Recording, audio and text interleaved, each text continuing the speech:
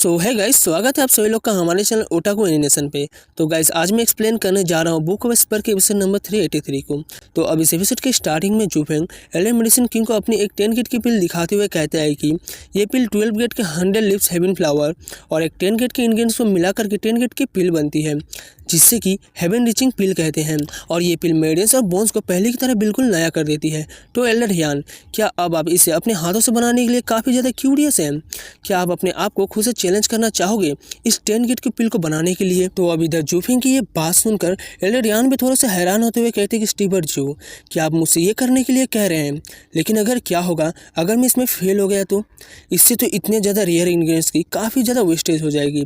तो ये सुनकर जूफेन कहता है कि आपको चिंता करने की बिल्कुल ज़रूरत नहीं है, मेरे पास इन सभी इंग्रेडिएंट्स का एक काफ़ी बड़ा खजाना है। तो अब इधर जूफेन को उन इंग्रेडिएंट्स को देख कर के एल्डर हियान का भी मुंह खुला का खुला रह जाता है और वो काफ़ी ज़्यादा खुश होते हुए कहते हैं कि स्टीबर जो, आप सच में मेरे लिए एक भगवान हैं। तो अब एल्डर हियान की इतना कहने के साथ ही हमें 7 दिन का बाद का सीन दिखाया जाता है वाइनगेज माउंटेन, यानी कि जूफेन के नया ल्यू क्लैन। तो अब इसी के साथ अंदर का सीन दिखाया जाता है जहाँ पे मेडिसिन किंग काफ़ी ज़्यादा खुश होते हुए जूफेन के पास आते हैं और कहते हैं कि मैंने ये कर लिया, मैंने ये बना लिया। जूफेन जो कि अपनी बिल्ली को खाना खिला रहा होता है वो भी एल्डर हियान को देखता है और उनसे कहता है कि वो अच्छा तो दिखाओ आखिर आपने अब तक क्या किया है। तो अब इधर जूफेन की ये बात सुन एल्डर हियान भी उसके सामने उस पिल को बोतल का करते हुए उसे कहते हैं स्टीबर जो, लीजिए और मुझे बताइए आप मेरी स्टेन गेट की पिल के बारे में क्या सोचते हैं। लेकिन हालांकि इसे बनाने के लिए मुझे आपकी पूरी ड्यू का इस्तेमाल करना पड़ा। तो अब इधर जूफेन भी उस पिल को लेते हुए कहता है कि ये इतना भी ज़्यादा बुरा नहीं है।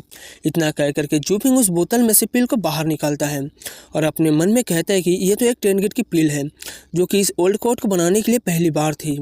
लेकिन जैसे कि मैंने एक्सपेक्ट किया था, विशेष पिलकिंग के पास एक असाधारण एल्केमिस्ट टैलेंट है। इतना कह करके जूफिंग उस पिल को अपने मुंह में लेकर खा जाता है। उस पिल को खाते ही जूफिंग के अंदर से काफ़ी ज़्यादा एनर्जी रिलीज होने लगती है। इसके बाद जूफिंग उस पिल की सारी एनर्जी को ऑब्जर्व कर लेने के बाद अपने एक स्टेज का ब्रेक थ्रू भी कंप्लीट कर लेता है, जो देखो हंसते हुए अपने मन में कहता है कि 6 प्रोफाउंड हेवन स्टेज। इतना कह करके जूफिंग अपने पास से एक स्टोरेज रिंग को बाहर निकालता है और उन्हें एल्डर हियान को देते हुए कहता है कि एल्डर हियान ये लीजिए अपनी रिफाइनिंग को बेस्ट करने के लिए और एल्डर ली को पूरी तरीके से बचाने के लिए। तो अब इधर एल्डर हियान भी उस स्टोरेज रिंग को लेकर के काफ़ी ज़्यादा हैरान होते हुए कहते हैं कि स्टीबर जो, क्या आप सचमुच ये सब कुछ मुझे दे रहे हैं ताकि मैं इस सब से अपनी प्रैक्टिस कर सकूं? तो जूफेन कहता है कि एल्डर हियान, मैं अपनी डिंगे हाँकने के लिए नहीं कह रहा हूँ, लेकिन मेरे पास अभी भी छोड़ने के लिए काफ़ी सारी टॉप ग्रेड के इंग्रेडिएंट्स हैं, तो इसीलिए मुझे इन क्वास स्काउटलेट एल्केमिस्ट के ऊपर पैसे खर्च करने के लिए कोई दिक्कत नहीं है। तो अब इधर जूफेन की ये बात सुनने के बाद एल्डर हियान भी काफ़ी ज़्यादा इमोशनल हो जाते हैं और अपने मन में कहते हैं कि सचमुच मैंने स्टीबर जू के साथ जुड़ करके अपने लिए सही रास्ता चुना है। हमारे पीछे एक ऐसे सर जैसे मनी बैंक के साथ ये हमारे लिए एक सबसे अच्छी ब्लेसिंग है।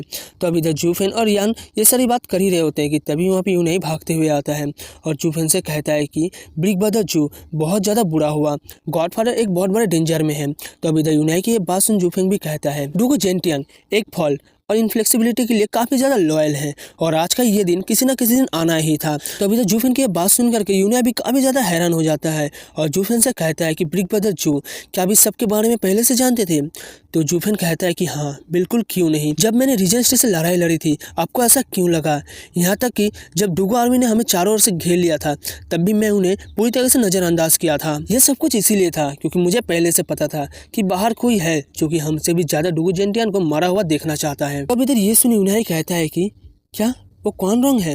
तो तभी जूफिंग कहता है कि जैसे कि मैं देख रहा हूँ कि उस ओल्ड कोट ने अपने आप को कौन रॉन्ग के हाथों चारों ओर से घिरवा दिया है ताकि वो अपने आप को रोता हुआ दिखा करके अपने लिए मदद मंगा सके। तो ये सब चीज़ों का तो यही परफेक्ट सेंस बनाता है। तो तभी जूफिंग की ये बात सुन के यूनाई भी कहता है बिग ब्रदर जू, हमें जरूर से गॉडफादर की मदद करनी चाहिए वरना कौन रॉन्ग उन्हें भूखा ही मरवा डालेगा, इसलिए हमें अभी के अभी उनकी मदद के लिए चलना चाहिए। तो तभी ये सुन जूफिंग कहता है कि क्या सचमुच, लेकिन हमें ऐसा क्यों करना चाहिए?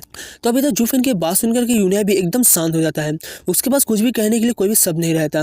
तभी मेडिसिन किंग यानी कि एल्डर हियान कहते कि यंग मास्टर और डूगो जेंटियन ही था जिसने कि दुश्मन बनने के लिए आपसे अपने सारे रिश्ते नाते तोड़ लिया था और अब जब वो एक बड़े खतरे में है और वो हम जैसे नेशन के गद्दारों से मदद के लिए पूछ रहा है जिन्हें को खुद जड़ से उखाड़ फेंकने के लिए निकला हुआ था, क्या आपको कोई बड़ा सा मजाक नहीं लग रहा है? तो अब इधर यूनाई भी सारी बातें सुनने के बाद कहता है कि इससे कोई फ़र्क नहीं पड़ता कि वो मेरे साथ क्या करते हैं, वो मेरे लिए अभी भी मेरे एक गॉडफादर है।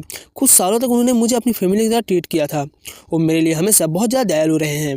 वो यहाँ पर सिर्फ अपने इम्पीरियस ऑर्डर से काम मेरे लिए आए थे। गॉडफादर एकदम अनंत तक अपने नेशन के लिए लॉयल रहे हैं, इसीलिए वो कभी भी अपने लॉर्ड के ऑर्डर्स के अगेंस्ट नहीं खड़े होते। इसीलिए मैं ये फेयर बिलीव करता हूँ कि वो पूरी तरीके से टूट गए हैं। तो अब इसीलिए अपने सोल्जर्स के साथ कॉर्नर के ऊपर हमला करने के लिए मेरे साथ चले। तो इधर यूनाई की ये बातें सुन करके जूफेंग कहता है तो क्या हुआ। तो इधर जूफेंग के ये कहता हुआ देख करके यूनाई को भी एक जबरदस्त झटका लगता है, जबकि जूफेंग कहता है कि अगर वो हमारे साथ धर्म युद्ध करेगा तो मैं उसको और भी ज़्यादा रिस्पेक्ट करूँगा। और अंदर की इतनी ज़्यादा उथल पुथल में रहते हुए भी युद्ध में जाना गॉड ऑफ वार सच में उसके लिए कितना ज़्यादा रिडिकुलस टाइटल है। आधे अधूरे होकर वार में जाने से कोई भी आसानी से हार ही जाएगा। जैसे उन्होंने अपने लॉर्ड के प्रति हमेशा वफादार होने का वादा किया, उनकी किस्मत तभी से कैद हो गई थी और तभी से उनसे बड़ा हारा हुआ व्यक्ति कोई भी नहीं है। वो अब सही या गलत इसके बारे में कुछ भी नहीं जानते, वो अपने दिल को फॉलो नहीं करते, फिर भी अपने राजा के प्रति अटूट वफादारी का उद्देश्य देते हैं। सचमुच डुगु जिंटन कितना ज़्यादा बड़ा मूर्ख है, इसीलिए वो मौत के अलावा कुछ भी डिजर्व नहीं करता। तो इधर ये सुनकर मेडिसिन किंग भी कहता है कि हाँ हाँ बिल्कुल, स्टुअर्ट जू की बात एकदम सेंस करती है। यंग मास्टर, उस बुढ़े आदमी ने आपसे अपने सारे रिश्ते नाते को तोड़ दिया है, यहाँ तक कि कुछ ऑर्डर्स की वजह से वो अपने गॉडसन को मारने वाला था। लेकिन इसके बावजूद भी आखिर आप उसकी मदद करना क्यों चाहते हैं? क्योंकि वो आदमी तो गॉडफादर के नाम पे एक धब्बा है। अब इधर सभी लोगों की ये बात सुनने के बाद इधर हमें यूनाई को दिखाया जाता है, जो कि जूफेन से कहता है कि बिग ब्रदर जू, क्या आपको हमारी कठिनाइयाँ याद है? आप उस समय वहाँ पे हम लोग को अकेले छोड़ करके अकेले इस पूरी दुनिया को घूम सकते थे, लेकिन फिर भी आप हमारी और कैप्टन चेंग की देखभाल करने के लिए रुके रहे, हमारी जान बचाने के लिए एक के बाद एक दुश्मनों से लड़ते रहे। तो क्या मैं आपसे जान सकता हूँ कि ऐसा क्यों? तो अब इधर यूनाई की ये बातें सुनने के बाद जूफेन भी अपनी आंखें बंद करके एक पल के लिए शांत हो जाता है और फिर आगे वो अपने दिल का और इशारा करते हुए कहता है कि ये सब कुछ इसकी वजह से। तो ये सुन के यूनाई कहता है कि हाँ बिल्कुल सही है, आपका दिल हमेशा हमें प्रोटेक्ट करना चाहता था और हमें कहीं भी छोड़कर नहीं जाना चाहता था, इसीलिए क्योंकि मेरा दिल भी यही चाहता है, तो इसलिए मैं भी उन्हें सेक्स जाने नहीं दे सकता। तो अब इधर यूनाई की ये बातें सुनकर जूफेंग भी काफ़ी हैरान हो जाता है और हैरान होते हुए कहता है कि क्या मैं तो अपने इस डीमन हार्ट के बारे में कह रहा था, जिसकी वजह से मैं आगे जा नहीं पाया और यहीं पर रुक गया, जबकि इसने मेरी इस बात का ये मतलब निकाल लिया है। तो गाइज अब इधर जूफेन के इतना कहने के साथ ही हमारे ये वाला एपिसोड यहीं पर पूरी तरह से कंप्लीट हो जाता है और अब इसका अगला एपिसोड आपको कल देखने को मिलेगा। बाकी आप लोगों को क्या लगता है गाइज, क्या जूफेन मार्शल डुओ की मदद करने के लिए अगले एपिसोड में जाएगा या नहीं? आप लोगों को क्या लगता है कमेंट में जरूर बताना। फिलहाल वीडियो पसंद आया तो वीडियो को लाइक करके चैनल को सब्सक्राइब करना मत भूलना। मिलते हैं नेक्स्ट किसी वीडियो में, तब तक के लिए tata bye bye and take care.